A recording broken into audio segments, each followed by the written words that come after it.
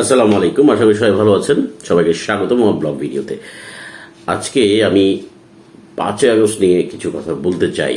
যে 5ই আগস্টে বাংলাদেশের সত্যিকারের স্বাধীনতা, সার্বভৌমত্ব রক্ষা এবং এদেশের মানুষের সত্যিকারের স্বাধীনতা হয়েছে। কিন্তু যে বিষয়টা আমাদের কুড়ে কুড়ে খাচ্ছে, এই স্বাধীনতা অর্জন করেছি আধিপত্যবাদ এবং বিদেশি শক্তির যে প্রভাব থেকে, বলয় থেকে আমরা বেরোয় এসেছি। সেই জায়গা হয়তো অর্জিত হয়েছে, কিন্তু আমরা সত্যিকার অর্থে আমাদের রাষ্ট্রের যে পরিবর্তন সেটা করতে পেরেছি কিনা, সেটা নিয়ে আজকে কথা বলবো। পুরো ভিডিও জুড়ে থাকবেন।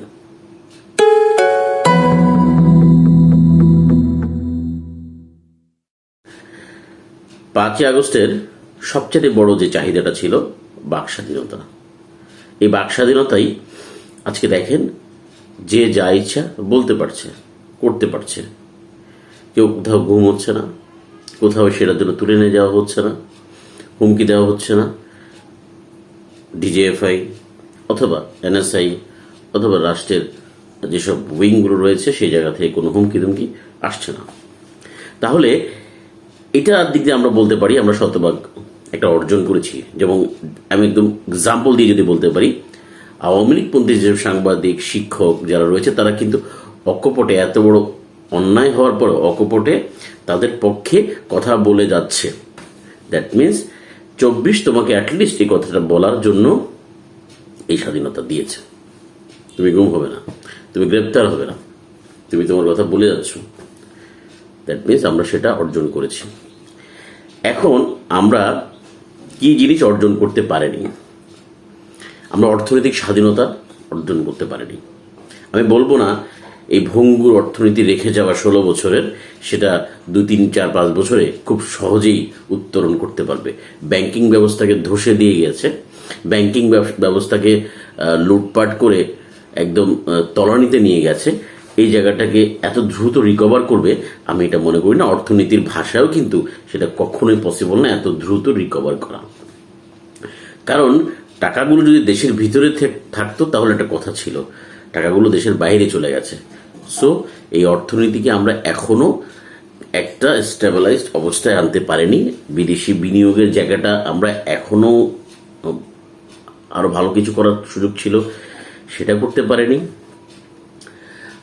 সর্বশেষ আরেকটা যে বিষয়টা মোস্ট ইম্পর্টেন্ট, যেটা নিয়ে আমি আসলে কথাটাকে এগিয়ে নিয়ে যাব, সেটা হচ্ছে যে জাতীয় ঐক্য। জাতীয় ঐক্যের জায়গাটা খুব জরুরি ছিল।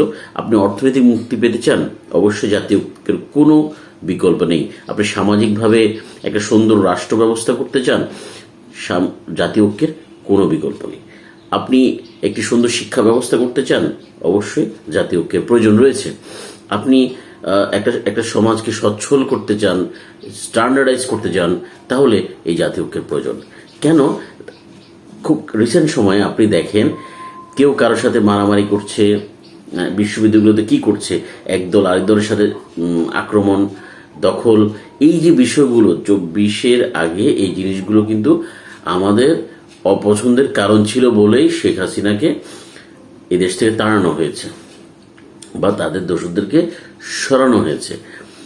একই কাজ যদি আমি আবার করি, তার মানে সেই জায়গাটা হচ্ছে আমাদের সে অর্জনটা আমরা রাখতে পারিনি। এটা হচ্ছে আমি মনে করি সবচেয়ে বড় আমাদের ব্যর্থতা। আমাদের এইসব কর্ম, এই যে আওয়ামী লীগ বা তাদের দোষদেরকে আরো স্কোপ তৈরি করে দিবে এগুলো কিছু বলার এবং কিছু করার। কারণ তারা তোমার এই পুরো কর্মকাণ্ডকে তারা কিন্তু কোনোভাবেই স্বীকার করে না যে এটা তাদের অপরাধ ছিল। তারা সেটাকে বিভিন্নভাবে বিভিন্ন কিছুকে দিয়ে ট্যাগ করার চেষ্টা করে। হোয়াট এভার করলেও সেটা কোনো কাজ যায় আসে না। কিন্তু তারা তোমাকে আঙ্গুল তুলতে পারবে যদি তোমরা এই ধরনের কাজ করো। কোনটা? একজন একজনের সাথে মারামারি করছো, রাজনৈতিক প্রতিহিংসা করছো, সেই আগের 71-এর বস্তা পড়া কিছু কথাবার্তা তোমরা বলে বেড়াচ্ছ। একই জিনিস যদি তোমরা আবার একই কাজ করো, তাহলে দেশটাকে আগানোর জায়গাটা কোথায়?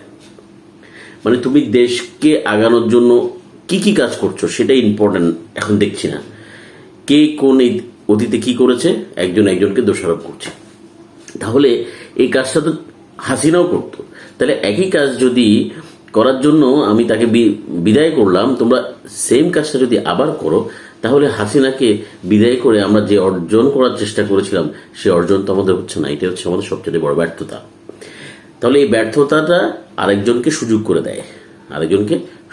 দেয়, তো আমি সব কথা বলতে পারছি, আমি ওপেনলি সব কিছু নিয়ে কাজ করতে পারছি, এটা যেমন আমার জন্য অর্জন, ঠিক আমার জন্য সবচেয়ে বড় ভয়ঙ্কর বিষয় হচ্ছে যে আমাদের ভিতরে আমাদের সরকারি দল, বিরোধী দল বা অন্যান্য মতের দ্বারা একজন একজনের সাথে উঠে পড়ে লেগেছে। ওয়াই?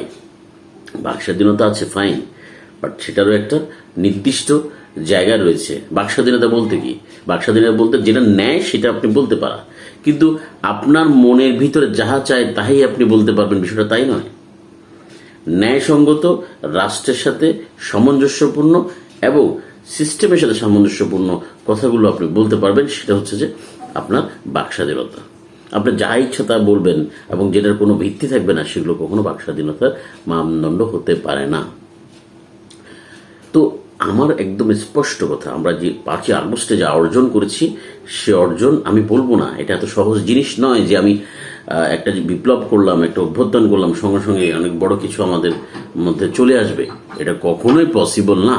তাই আমি বারবার বলি, আমাদেরকে অনেক বেশি সংযত হতে হবে। হ্যাঁ, যারা এখানে একটা ষড়যন্ত্র কাজ করছে, আওয়ামী লীগের অনেক ছেলে পেলে এখন বিএনপির মাঝে ঢুকে গিয়ে এনসিপি বা জামাতের উপর এক ধরনের আক্রমণ কর্মকাণ্ডগুলো চালাচ্ছে। আমি মনে করি না এটা বিএনপি বা বিএনপির যারা অরিজিনাল বিএনপি করে তারা এগুলো করছে। বিএনপির ভিতরে আওয়ামী লীগ ঢুকেছে এবং বিএনপি ভাবছে আওয়ামী লীগকে শেল্টার দিলে জামাত এবং এনসিপিকে তারা টেকাল দিতে পারবে। আসলে এটা বিএনপির জন্য, যদি এটা করে থাকে, বিএনপির জন্য এটা ভয়ঙ্কর একটি ভুল।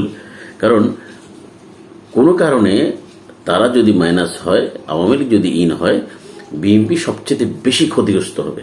এই ব্যাপারে কোনো সন্দেহ নেই, এই ব্যাপারে কোনো ডাউটও নেই।